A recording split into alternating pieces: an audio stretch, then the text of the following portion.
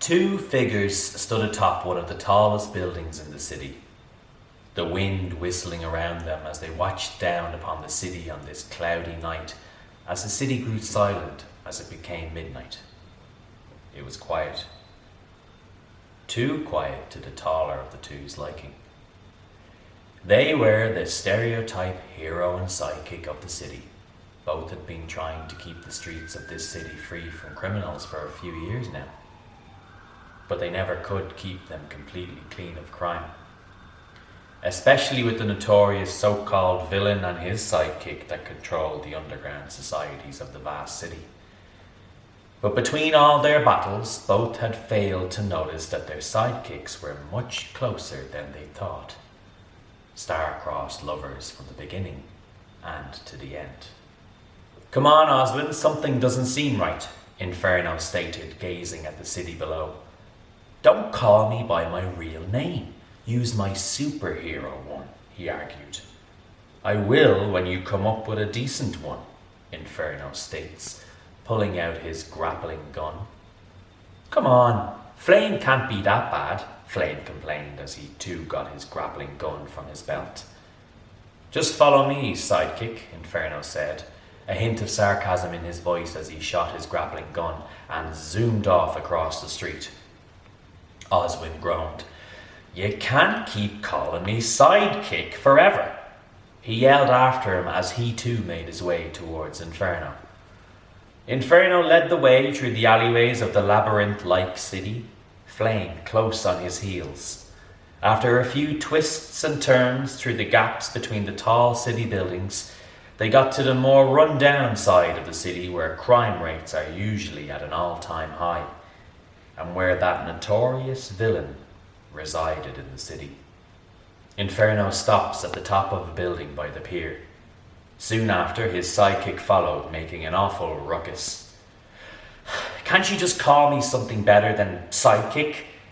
I just really thought the name Flame was pizzazzy. And not to mention, but it goes incredibly well with your hero name," he said rather loudly. Inferno dragged him down into a crouching position and put his hand over his apprentice's mouth. "You idiot, keep quiet. Look down there," he said, pointing towards the pier where the two spotted a boat being loaded with a large object beneath the tarp. Soon after spotting that, the two spotted the villain known as Dr. Neutrum and his sidekick, Hydro. "We better put a stop to whatever this is. How about you test out your new technique on them, Inferno suggested as he looked over at Flame, who seemed hesitant. "Let's see if all that training finally paid off. Follow my lead, all right?" Inferno added as he patted Flame on the shoulder before he used his acrobatic skills to scale down the side of the building into the alleyway below. As for his sidekick, he peered down at the two supposed enemies. He couldn't help but feel dread as he caught Hydro's eyes, which were also filled with a look of distress. The two star-crossed lovers held their gaze, almost completely lost in each other's eyes. After what felt like an eternity, he followed his mentor hesitantly. Meanwhile, the Dr. Neutrum was discussing plans with his apprentice Hydro. "Hydro, pay attention, boy. This is what you will have to do when you surpass me. Do you understand?" Dr. Neutrum scolded as he grabbed the boy, pulling him to his side. "Yeah, but Alistair, what does all this have to do with the plan?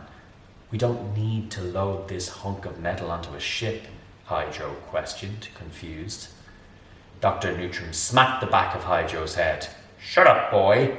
You don't know who could be listening, you know," he replied with a sly grin. "And to answer your question, this is just to lure out the vermin that may meddle with our plans," he added, patting Hydro's head in a sort of apology. Hydro looked around and searched for any sign of the person he cherished most. "Don't worry, they are already here. We just have to wait for them to come out to the bait," Dr. Neutrum said with a creepy chuckle. Moments after Dr. Neutrum stated this, Inferno made his entrance, followed cautiously by Flame. "Well, well, well, What do we have here? Playing police, are we? Dr. Neutrum stated with a large, smug grin plastered upon his face, which was followed by a devilish cackle. We're not here to play games, Neutrum.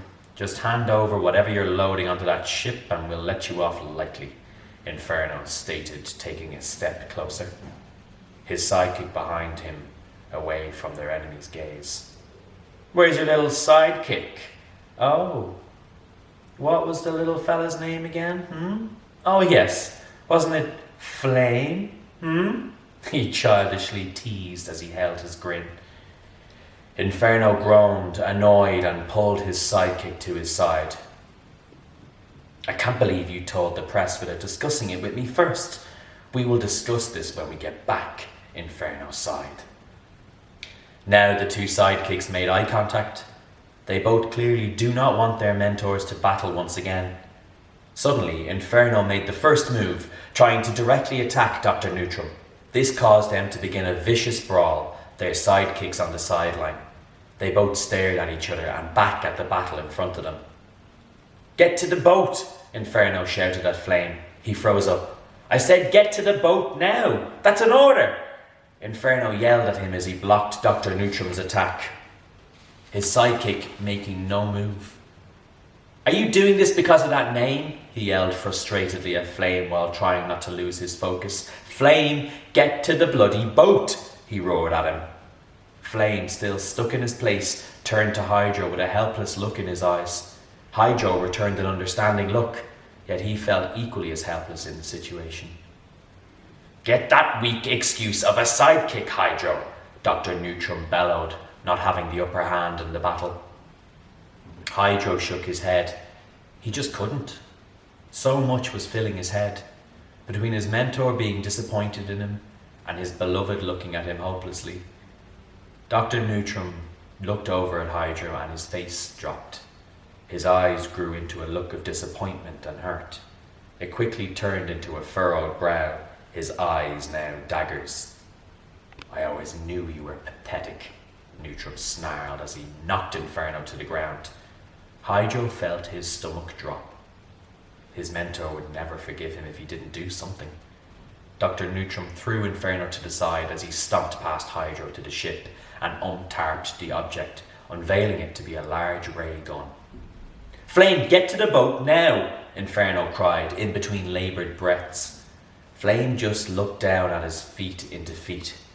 Tears pricked his eyes, and his shoulders began to gently shake. He was terrified. Inferno's face dropped in realization and tried to make his way towards him as he dragged himself with his uninjured arm. Suddenly a shrill laugh filled the void of silence. Hydro lifted his head, seeing Dr. Neutrum on the ray gun aiming it at Flame as he started to warm it up. Hydro's eyes widened in realization. He had to do something. He just had to. He couldn't let his beloved die. He couldn't let the only person to ever understand him die. He looked up once more at Neutrum. Alistair always said to follow what I believe in. Well, looks like I am now, Hydro said to himself with determination in his eyes. Flame looked up, seeing the green light of the laser gun pointed at him. He closed his eyes as he waited for the sting of the hot glowing bullets. Flame! Get out of here! Flame! His mentor roared at him with every bit of strength he had. Flame braced for impact as he saw the light approaching from beneath his eyelids. And just as fast as the light appeared, it was gone. But Flame didn't feel anything hit him. He opened his eyes and saw his love at his feet with a wound in his chest that was pumping blood. His eyes widened and he dropped to his knees. He began to cradle his lover in his arms as his eyes flooded with tears. Ronan, stay awake, you will be fine. Just stay with me, please. Ronan, stay with me. He sobbed, tears now rolling down his cheeks like a river as he tried putting pressure on Ronan's wound. Both of their mentors watched in shock. Shh, it's okay, love, Ronan said tenderly as he removed Osmond's hand from his wound. Osmond was in hysterics. Look at me, Osmond. You mean the world to me, he said in between coughs of blood. This way I won't hold you back any longer. Osmond shakes his head and holds Ronan tightly. Don't be sad, beloved. I will always be with you in there. Ronan struggled out as his breath became laboured as he pointed at Osmond's chest. Osmond leaned his head on Ronan's as the two both stared one last time into each other's eyes. They shared a tender kiss before Ronan closed his eyes one last time and whispered, I love you. Osmond caressed his cheek and kissed his forehead as he bent over his lover's corpse, as he let out the most gut-wrenching shriek of despair.